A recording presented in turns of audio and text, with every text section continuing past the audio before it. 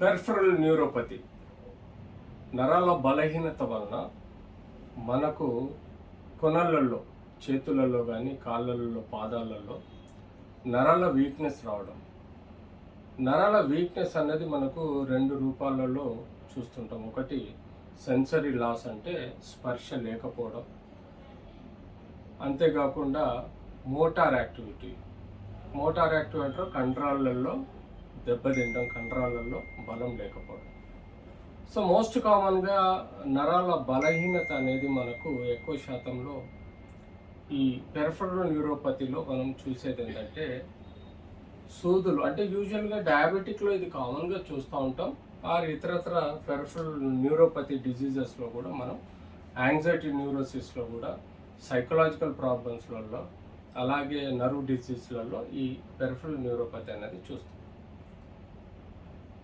నరాల బలహీనత డయాబెటిక్లో ఎందుకు ఎక్కువగా వస్తుందంటే వాళ్ళకు సప్లై చేసే నరాలలో రక్త ప్రసారం దెబ్బతింటాం.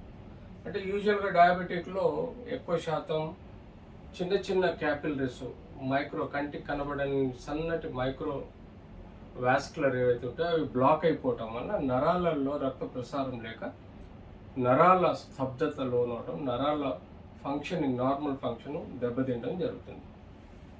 సో యూజువల్గా ఇట్లాంటి నరాల బలహీనత వచ్చినప్పుడు దాని యొక్క లైఫ్ చాలా షార్ట్గా ఉంటుంది. ఎక్స్పెక్టెన్సీ ఆఫ్ రిజల్ట్స్ చాలా తక్కువగా ఉంటుంది.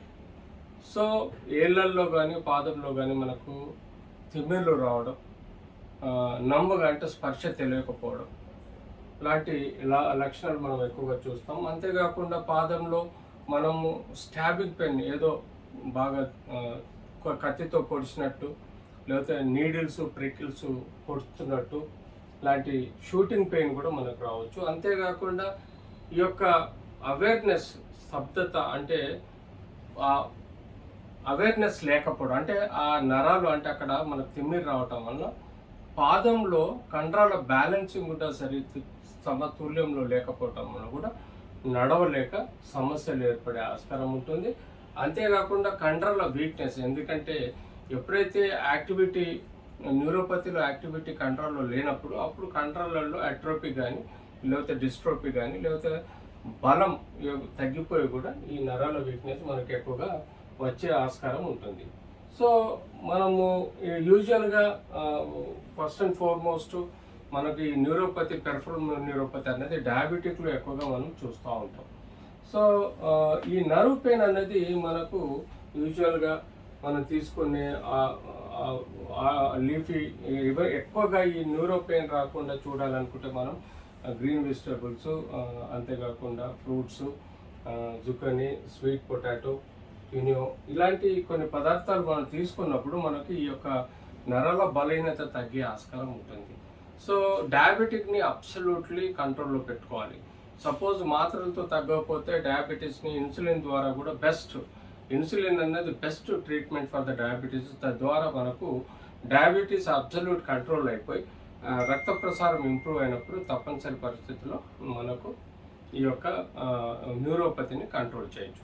సో డయాబెటిక్లో పెరిఫెరల్ ఆర్టరీస్ కానీ, లేకపోతే ఏమైనా బ్లాక్ అని అంటే మనకు యూజువల్గా వాస్కులర్ సర్జన్ కలిసి కావాల్సినంత ట్రీట్మెంట్ తీసుకోవాలి. దానికి బేసిక్గా రక్త ప్రసారంతో పాటు షుగర్ లెవెల్స్ నార్మల్ కంట్రోల్లో ఉన్నాయా, అంతేకాకుండా డాప్లర్ స్టడీ చేసి రక్త ప్రసారం సరిగ్గా ఉందా లేదా, అంతేకాకుండా మనము ఫుట్ ప్రింట్స్, అంటే స్పర్శ ఎక్కడ ఉంది లేదు అనేది కూడా కొన్ని టెస్టుల ద్వారా మనం ఈ యొక్క పెరిఫెరల్ న్యూరోపతి ఎంత పెరిగింది, ఎంత వరకు సిమ్టమ్స్ ఉన్నాయనేది మనం బేరీజ్ వేసుకొని తద్వారా మనం సిస్టమిక్ డిజీజ్ డయాబెటీస్ని కంట్రోల్ చేసుకుంటూ వీరికి రక్త ప్రసారం ఇంప్రూవ్ చేసే పద్ధతిలో లోకల్ మసాజ్లు కూడా ఫ్రీక్వెంట్గా చేస్తూ